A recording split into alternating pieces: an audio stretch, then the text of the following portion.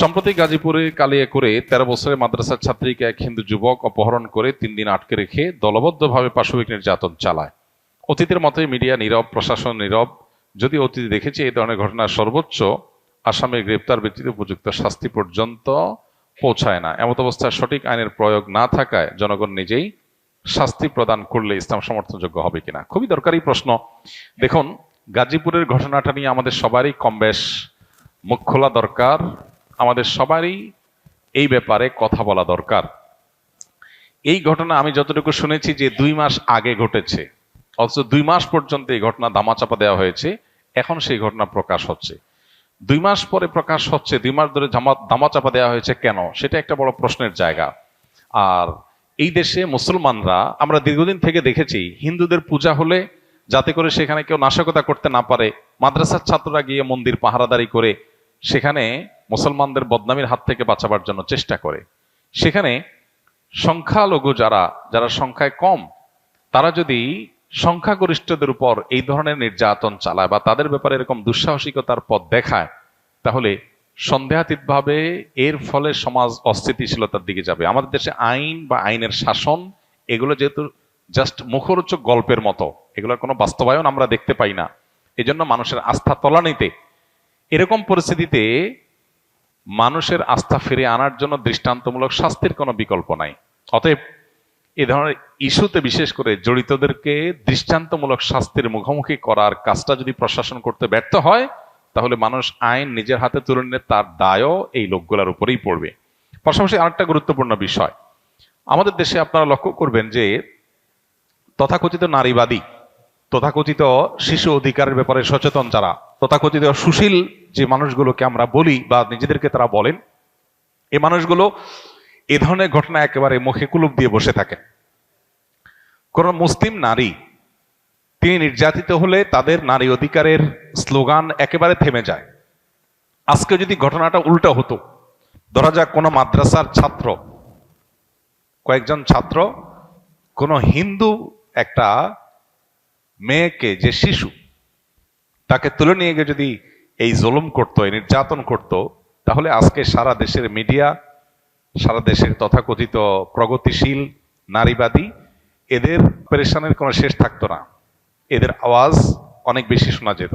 কিন্তু দুর্ভাগ্য যে এখন যখন মুসলিম ভিকটিম, তখন এরা একেবারে চুপ, এদের মুখে কুলুপ।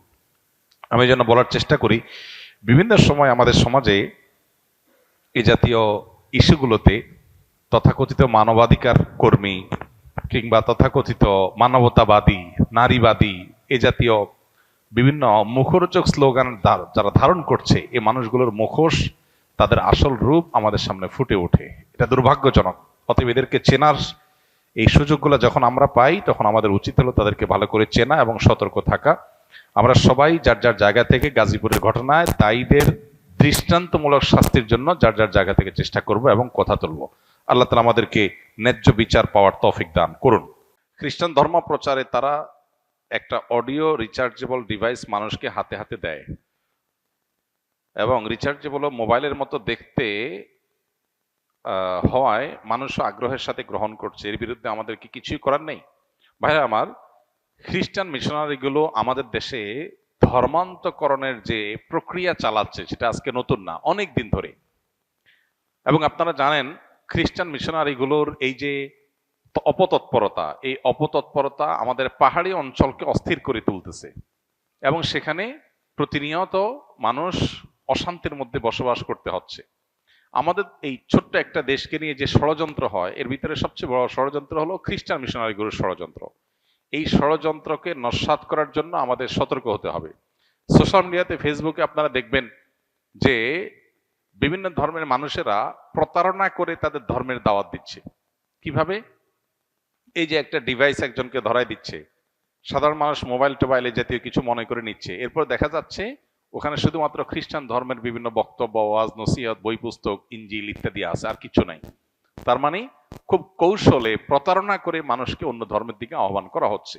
আবার দেশের অনেক জায়গাতে আমরা দেখেছি যে মানুষকে খ্রিস্টান ধর্মের দাওয়াত দেওয়ার নাম করে আপনার বিভিন্ন প্রলোভন দেয়া হচ্ছে, তাদেরকে বিভিন্ন সুযোগ সুবিধা দেওয়া হচ্ছে। এটা ওপেন সিক্রেট, উত্তরবঙ্গে প্রত্যেকটা জেলায় খ্রিস্টান মিশনারিগুলো এভাবে কাজ করছে।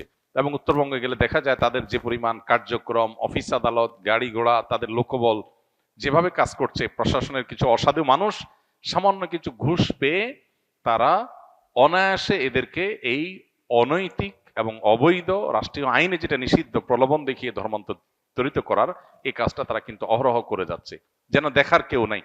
ডক্টর আব্দুল্লাহ জাহাঙ্গীর রহমাহুল্লাহ সারা জীবন এ ব্যাপারে মানুষকে সতর্ক করেছেন, জাতিকে সতর্ক করেছেন, এ নিয়ে বহু বই তিনি লিখেছেন এবং এই কাজ করতে করতেই আল্লাহ তাআলা তাকে দুনিয়া থেকে নিয়েছেন। অতএব আমাদের উচিত হবে সতর্ক থাকা। রাজধানী ঢাকার বেশ কয়েকটা গুরুত্বপূর্ণ জায়গা আছে, যে জায়গাগুলোতে খ্রিস্টান মিশনারিরা এবং কাদিয়ানিরা যে সমস্ত মানুষকে ধর্মান্তরিত করে তাদেরকে এনে এই সমস্ত জায়গায় রাখা হয় এবং তাদেরকে এস্টাবলিশড করা হয়।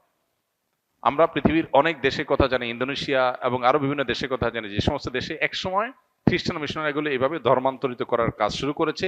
একটা পর্যায়ে তারা দাঙ্গা বাঁধিয়ে সেখানে দেশের স্বাধীনতার সার্বভৌমত্ব নষ্ট করেছে। অতএব আমাদের দেশকে রক্ষা করার প্রয়োজনে ভিনদেশীদের এই সমস্ত অপতৎপরতা, এই সমস্ত শয়তানি এবং তাদের এই যে প্রলোভন দেখিয়ে মুসলমান গরিবদেরকে খ্রিস্টান বানানোর যে মিশন আছে, এগুলো আমাদেরকে থামাতে হবে। আপনারা সোশ্যাল মিডিয়াতে অনেক পেজ দেখবেন, এই পেজগুলোতে ছল ছাত্রের আশ্রয় নেওয়া হয়। তুমি খ্রিস্টান, সুস্পষ্ট করে বলো আমি খ্রিস্টান ধর্মের দাওয়াত দিচ্ছি, সেটা না করে তুমি বলতেছো আমি ঈসাই ধর্মের দাওয়াত দিচ্ছি। ঈসাই মুসলিম নাম পরিচয় দেয় কি? ঈসাই মুসলিম, তার মানে আমি এক প্রকারের মুসলমান। এটা হলো এক প্রকারের প্রতারণা। তুমি খ্রিস্টান সেটা বলো স্পষ্ট করে, না করে তুমি ছল ছাতুরি করছো সাধারণ এবং সরল মনা মুসলমানদেরকে বিভ্রান্ত করবার জন্য। অতএব এদের ব্যাপারে আমাদের সজাগ থাকতে হবে এবং এদের শয়তানিকে আমাদের থামাতে হবে। প্রশাসনের অসাধু কিছু মানুষজন যারা সামান্য কিছু টাকা পয়সা খেয়ে এদেরকে নির্বিঘ্নে কাজ করার সুযোগ দেয় এবং এদের বিরুদ্ধাচরণ করলে তাদেরকে বিগত সরকারের আমলে আমরা দেখেছি জেল জুলুম সহ্য করতে হয়েছে।